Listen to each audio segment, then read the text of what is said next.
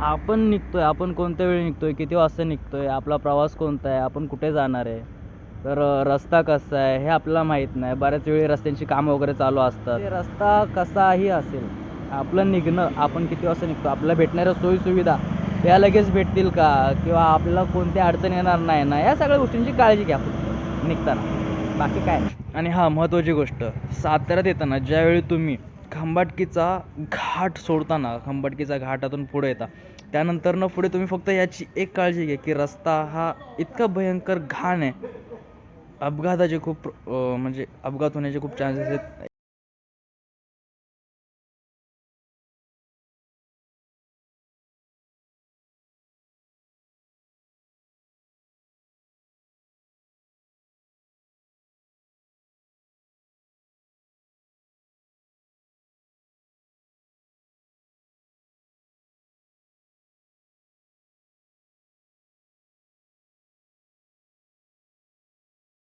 तर आपण आता इथून आपली जर्नी सुरू करतोय मुंबई टू साताराची.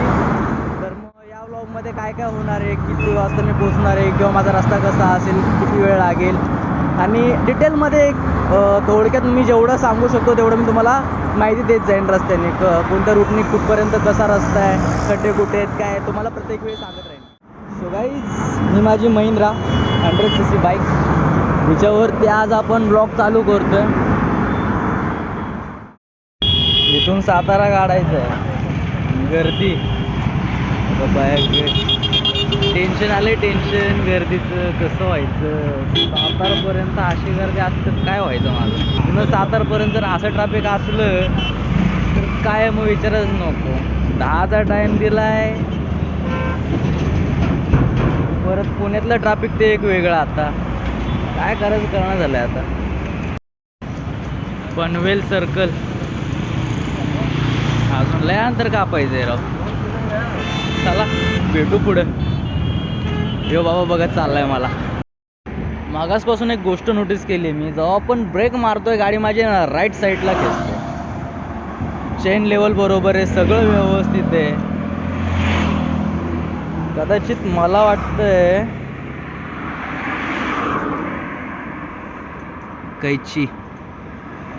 कैचीचे बुश गेले असल्यामुळं कदाचित तसं होत असेल.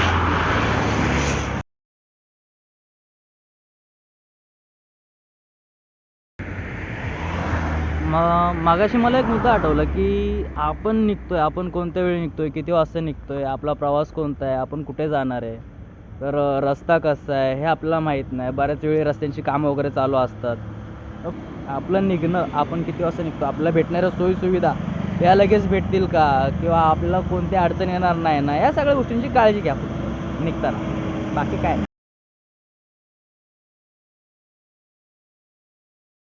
बैलावानी चालला लागते राव एका मागे. एक गोष्ट लय वेळा नोटीस केली आहे मी की ह्या घाटात म्हणजे बाईकवाले आहेत ना, त्यांना खरं तर रस्ता कळत नाही की जुन्या रस्त्याला कसं जायचं, जुन्या घाटात म्हणजे लोणावळ्यातून एंटर करून कसं जायचं. की 2 गाड्या पास नाही होऊ शकत एका वेळी, एकच गाडी पास होते. तर बाईकवाल्यांनी ह्या कटमधून येऊन हा ब्रिज चढायचा आहे. जर तुम्ही सरळ गेला तर तुम्ही डायरेक्ट एक्सप्रेसला जाल. त्यामुळे हा जो कट आहे ना, हा कट यूज करून तुम्ही लोणावळ्यात याल. त्या गाड्यांच्या लाईटिंगमुळे दिसत नाही व्यवस्थित, बघू शकता. तर थोडक्यात सांगितलं तुम्हाला की बऱ्याच वेळा आपले भाव चुकतात, डायरेक्ट एक्सप्रेस जातात, एक्सप्रेसवरून मग पुढे नाकाबंदी, पोलीस वगैरे. हा कट तुम्हाला दिसत असेल, आता दिसतोय का नाही काय माहिती, पण हा तो कट आहे. हा गाडीवाला वळला बघा. एक गंमत दाखवायची होती म्हणून थांबलो इथं. तर यो एक्सप्रेस, आता मागाशी आपण आलो ते तिकडनं समोरनं, तर बारक्या गाड्या तिकडनं वर येतात सरळ. पण मला एक सांगायचं होतं, यो रस्ता कधी सुधारणार आहे, कारण जेव्हा पण आलो ह्या रस्त्यावरती एवढे असे खड्डे. माझा शॉकअप सर तुटला होता पाठच्या वेळी, फार अगदी त्याला ऑइल सीलच गेलं होतं, त्याचं ऑइल सील सकट फार अगदी त्याला क्रॅक पडला होता. इथंच गाडी आपटली होती मागच्या टायमाला. काय माहिती त्या रस्त्याचं कसं व्हायचं. तर मग असा हा रस्ता लोणावळा एंटर करतो इथनं आता. लोणावळा अजून मला 20 ते 25 मिनटं जातील इथनं, या पुलावरनं.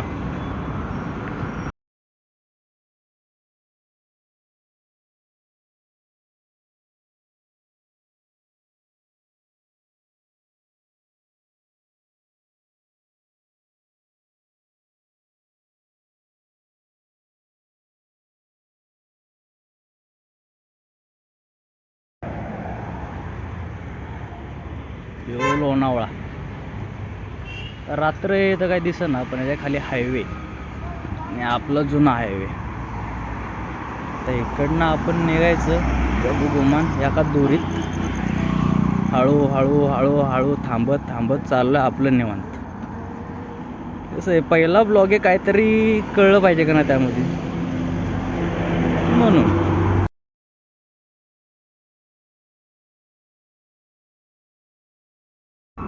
सुंदरी आणि टोल नागा दिसतोय का आता?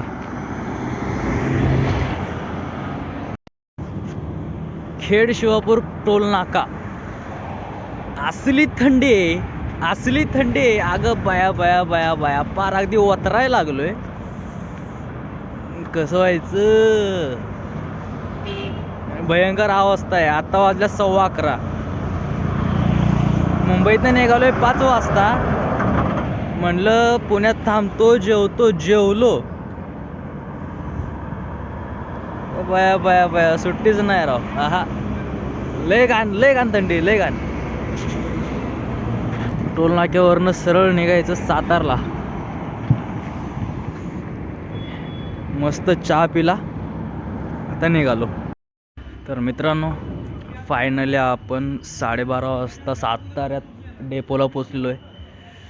सगळा शुकशुकाट झाला आहे. माझ्या पुढे जस्ट आता एक देवरू कागाराची गाडी आतमध्ये आली आणि तिच्या पाठीपाठी, म्हणजे तिच्यासोबतच मी आलो. डेपोला पूर्ण झाला आहे शुकशुकाट. तर ही जी आली ही कदाचित, ही देवरू कागाराची गाडी आहे.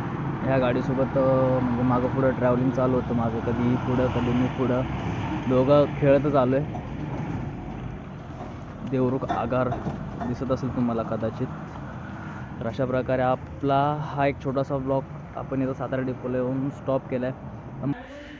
सुंदरी आणि तुमच्यासोबत मी. भयंकर अवस्था झाली थंडीने. पहिलं घरी जायचं आणि झोपायचं आता, बाकी काहीच विचार नाही करायचा.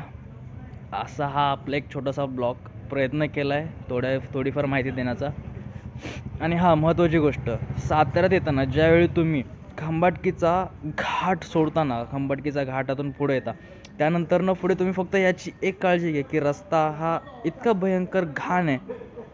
अपघाताचे खूप म्हणजे अपघात होण्याचे खूप चान्सेस आहेत. एवढे खड्डे वगैरे आहेत, खूप घाण रस्ता आहे. तर याची दक्षता घ्या आणि जीवाची काळजी घ्या.